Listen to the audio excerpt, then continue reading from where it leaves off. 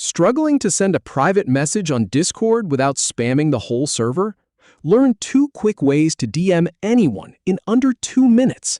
First, I'll show you the server method, then the direct friend method. Let's start with the easiest way. First, open the Discord app or go to the website. For the first method, enter a server where you and the person are both members.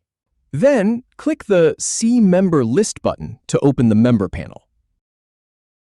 Now, right-click on their name to bring up the context menu, and select Message from that menu. Type your message in the text box at the bottom, then press Enter to send it.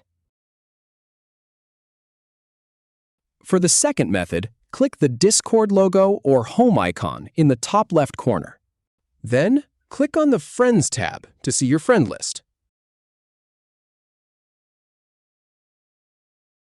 Find the user and click the chat bubble icon next to their name to open a DM. Finally, type your message in the text box and press Enter to send it.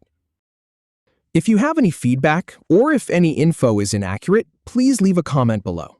We'll do our best to answer or redo the video if needed. Thanks for watching.